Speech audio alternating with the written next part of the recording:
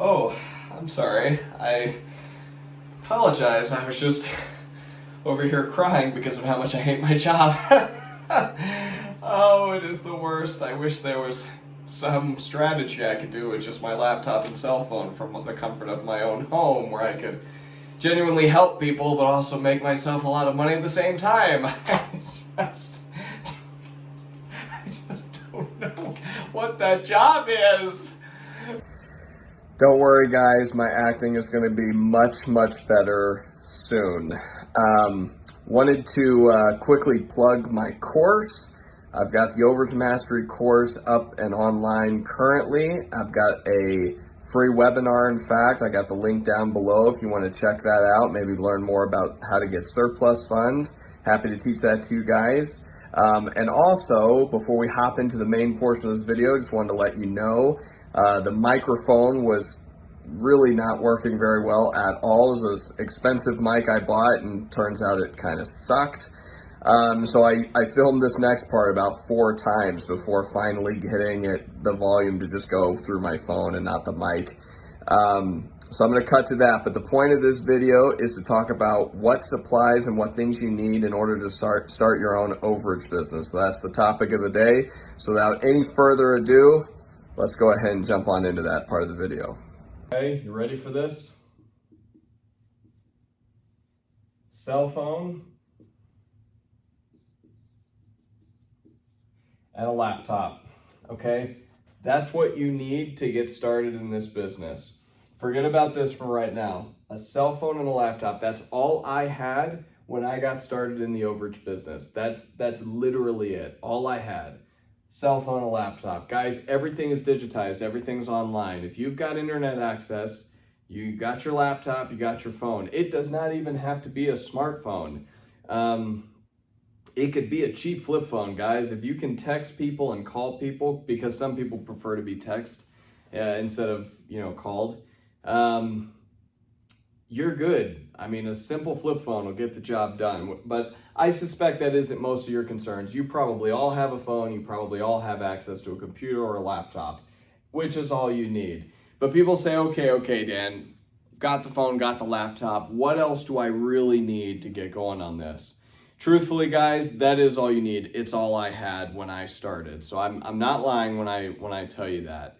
But let's dive deeper into some other tools and some other things that might assist you a little bit more. For example, a printer / scanner, okay? Not something you need, obviously. You could print off forms or scan documents at your local Office Depot or any number of places you can go to.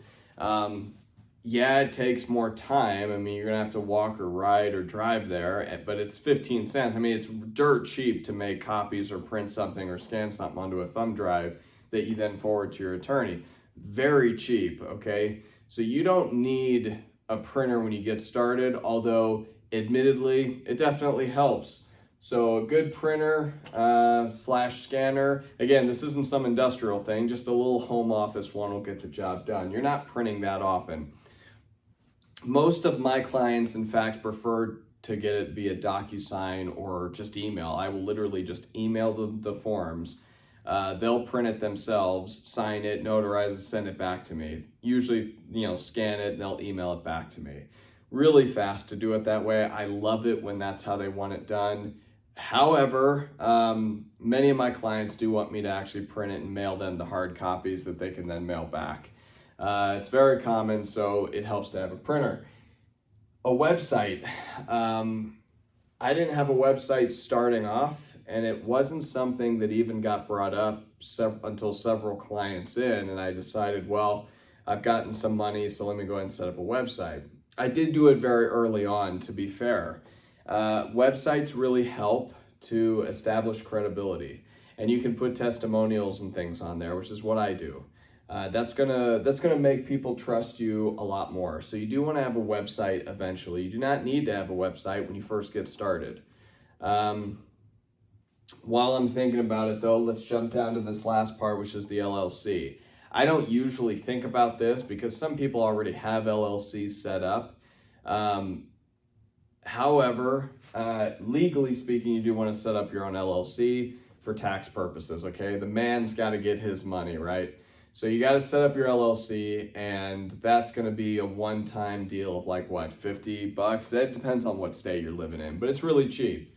It is something you want to do, so I want to try to, as I was thinking about this in my last two videos, I was trying to be really fair and say, really, what do we need to put into this? And yeah, you want to establish an LLC, and that comes with a bit of a cost. Again, we're talking about like $50, so it's not a lot, but it's something you want to set up for legal purposes. Okay, business cards was something I thought of. I tend to send people business cards. I know that sounds archaic, but there's something about being able to hold a physical card. And I have a couple of stories where people actually found my card months after the fact and said, oh man, I never did get a hold of this guy or send him the paperwork or return his calls, because I tend to call people back. So they'll put it off, they'll procrastinate, and then they'll find my card and go, oh shoot, I should do this. Happens all the time, guys. So business cards is good. They're $20, and we're talking about what, a couple hundred, 400 probably for $20. Very cheap, very easy. Again, establishes some credibility. Now, you and I both know that any idiot can print off a business card. It doesn't mean they're legit. It doesn't mean they're a good business to be around. However, it's still a good tool to have, and it does give them all your contact info, which helps put their minds at ease. At least that's what I've found.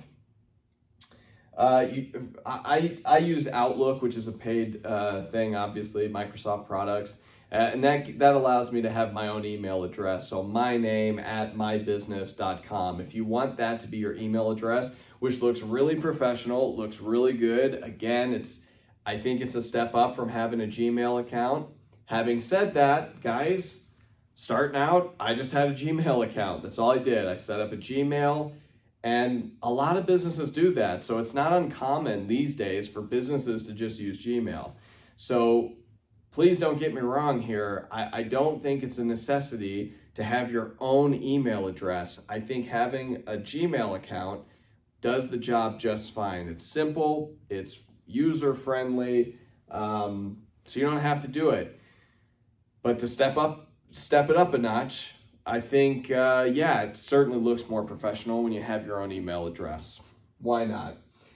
A P.O. box. I use a P.O. box for all of my correspondence with people and mailing and so on and so forth. I put that as my return address even on my checks that I will send people to pay them out for their overage. Now, you don't have to have a P.O. box. You guys already have come to this conclusion just watching this video. You can use your own apartment. You can use your own house. You can use whatever physical address you want. But you do need to have a physical address, wherever that is, because people need to get a hold of you, but also to obviously send you the paperwork back. You're going to be doing a lot of mailing, whether it's checks, whether it's stuff back and forth to sign from your attorneys, whatever it is, you are going to need a physical address. I suggest using a P.O. box so they don't have access to your home address. Definitely not a necessity. I certainly didn't have a P.O. box when I started. I got one a little later on. In fact, really when I got it, because my first client, I think I did just do it through email, but when I got my P.O. box, it was just before I was going to start mailing a couple checks out. So having it is good. I have one. I pay $200 every 6 months.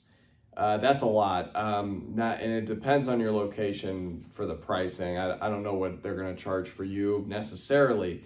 My P.O. box is kind of big. I don't need it to be that big. I could have gotten a smaller one, but I wanted something larger. So you're probably not going to pay that much is my point.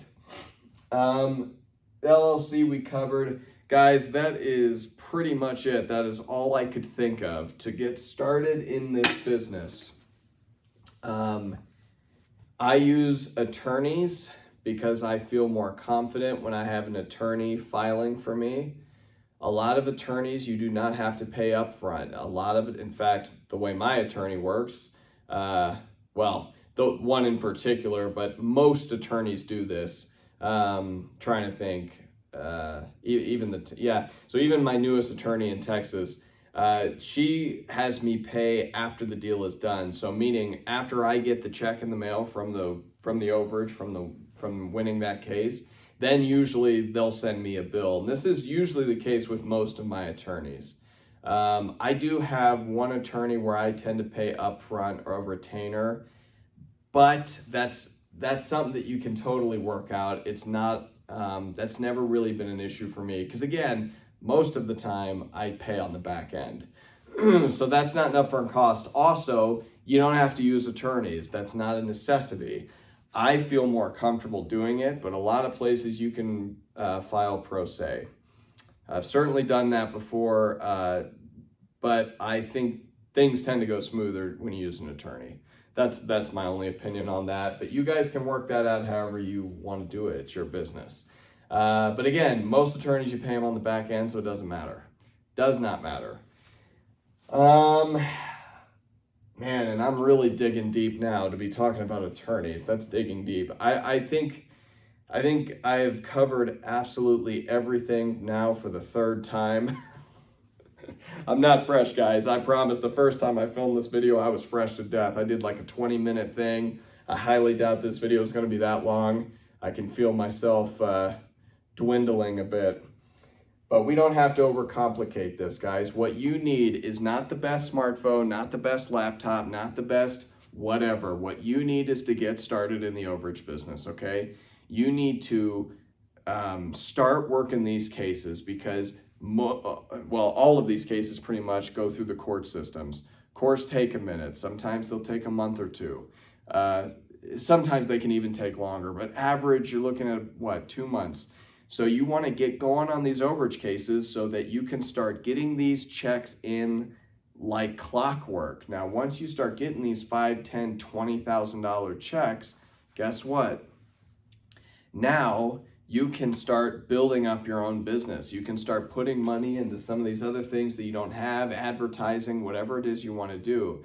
I would suggest utilizing money to build up your business because the nicer your business is set up, the more credibility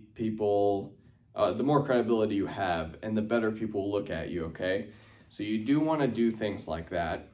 My only point is, and I know this from personal experience, you do not need these things to start. It is not a necessity to have all those bells and whistles when you're starting out, okay? Get some wins under your belt. If you have the money, if you have the funds, you can put it in if you want.